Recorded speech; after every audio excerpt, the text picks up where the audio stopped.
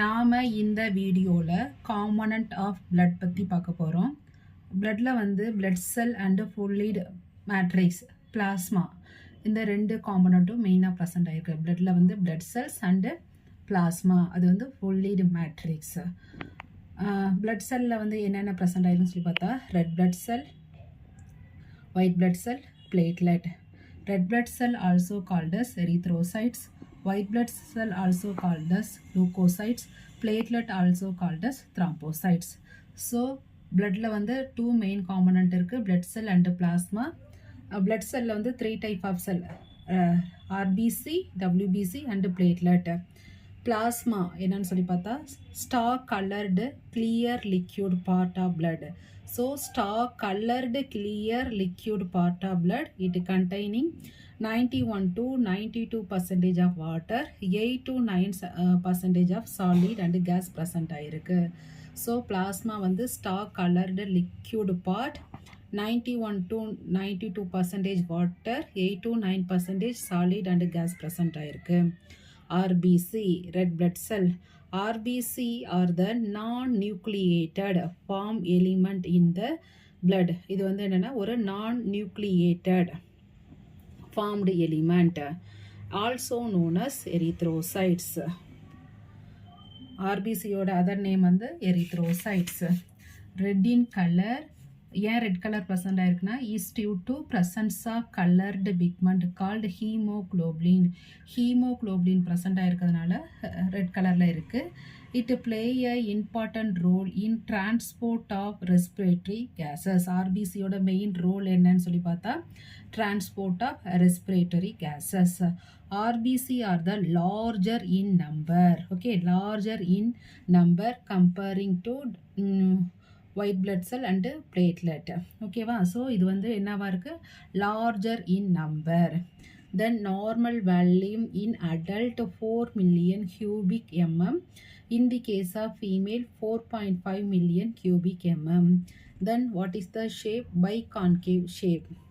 Then center part is thinner, periphery is the thicker.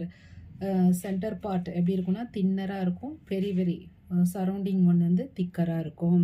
Then normal size diameter 7.2 micron, அதோட range வந்து 6.9 to 7.4 இருக்கும். தென் thickness periphery வந்து 2.2 micron, centre வந்து 1 micron. Then surface area 120 square micron, volume 85 to 90 cubic micron. So normal size 7.2, ranges 6.9 to 7.4, thickness periphery 2.2, center 1, then surface area 120, then square micron, then volume 85 to 19 cubic micron. Then lifetime of RBC, that average lifetime of RBC is about 120 days.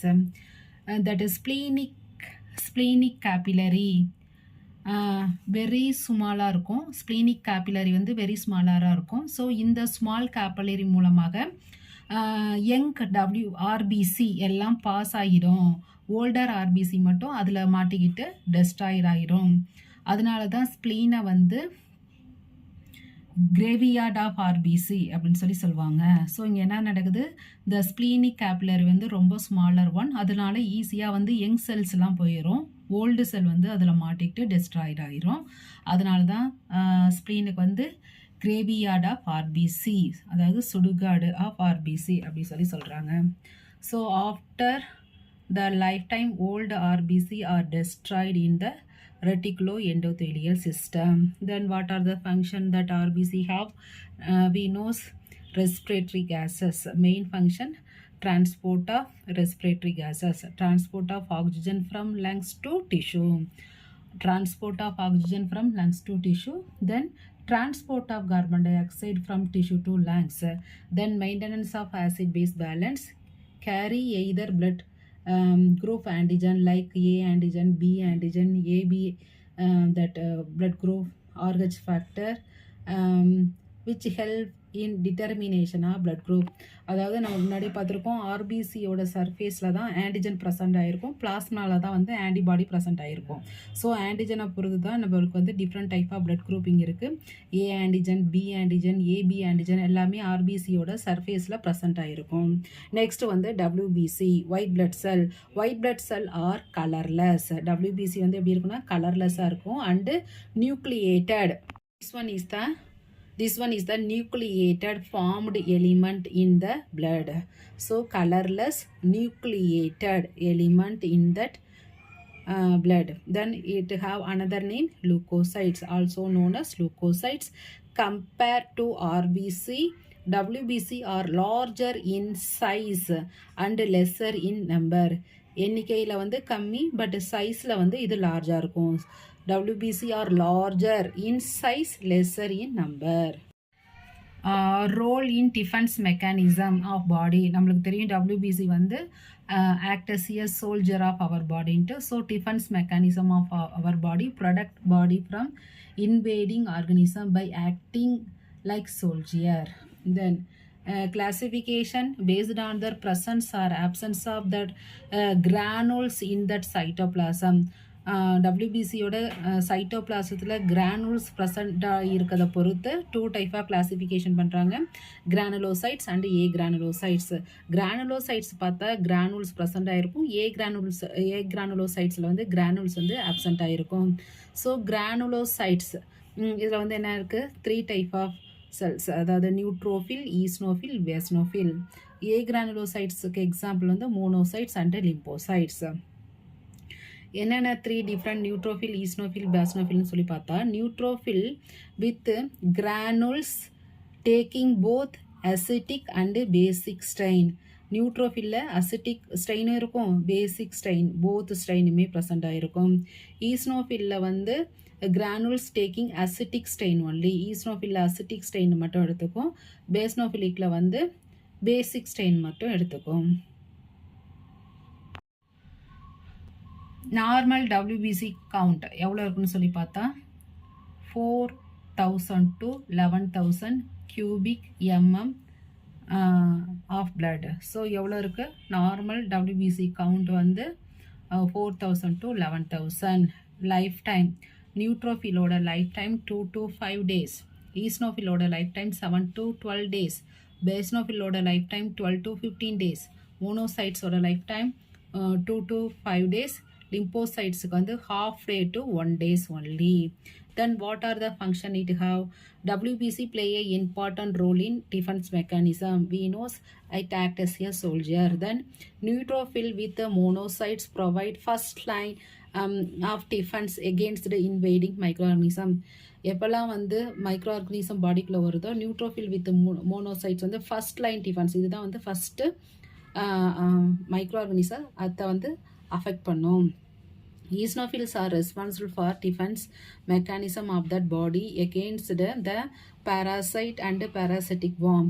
ஈஸ்னோஃபில்லாம் வந்து என்னென்னா parasitic wormல வந்து kill பண்ணும். இதுவுமே வந்து ஒரு defence மெக்கானிசத்தில் வந்து involve ஆகுது. Next basophils help in healing process. Healing ப்ராசஸுக்கு வந்து basophil play a important role. Then lymphocytes are responsible for immunity. Platelets, also called as thrombocytes, are small, colorless, non-nucleated formed element of the blood. So this one is the small, colorless, non-nucleated element. Size, diameter 2.5 to 2.5 micron, volume 7.5 micron. Then normal count, normal platelet count 2,50,000 cubic mm, but ranges from 2 lakhs to 4 lakhs cubic mm. Then lifetime average 10 days. Then function responsible for blood clotting, also responsible for clot retraction. அப்படின்னா வந்து ஒரு தடவை wound வந்து Claude ஆனதுக்கப்புறம் மறுபடி bleeding வந்ததுன்னா மறுபடி Claude formation மூலமாக அந்த ஹீலிங் ப்ராசஸில் இன்வால்வ் ஆகும். then platelet seal that damage in blood vessels. Blood vesselsல ஏதாவது damage இருந்ததுன்னா seal பண்ணும் and prevent from the blood loss. Then platelet எப்படி WBC வந்து டிஃபென்ஸ் மெக்கானிசத்தில் இன்வால்வ் ஆனதோ அதே மாதிரி வந்து பிளேட்லெட்டும் ஃபாரின் பார்ட்டிகல்ஸ் வரப்போ அதை வந்து என்சர்க்கிள் பண்ணி டெஸ்ட்ராய் பண்ணுது. Then next one is liquid part plasma, அதில் protein, serum albumin, serum globulin, fibrinogen present ஆகிருக்கு. ஃபைப்ரினோஜன் வந்து absence of serum because it converted into fibrin during blood clotting. Blood clotting அப்போ fibrinogen வந்து is converted into fibrin, அதனால் வந்து சீரத்தில் இது வந்து ப்ரெசென்ட் ஆகிருக்காது. Normal volume of plasma protein, total protein 7.3 gram per deciliter, serum albumin 4.7 gram per deciliter, serum globulin 2.3 gram, serum globulin 2.3 gram per deciliter, fibrinogen 0.3 gram per deciliter. So these are the normal value of plasma protein. Then what are the function? Fibrinogen is essential for coagulation of blood. Then globulin play a important role in defense mechanism by acting as antibodies.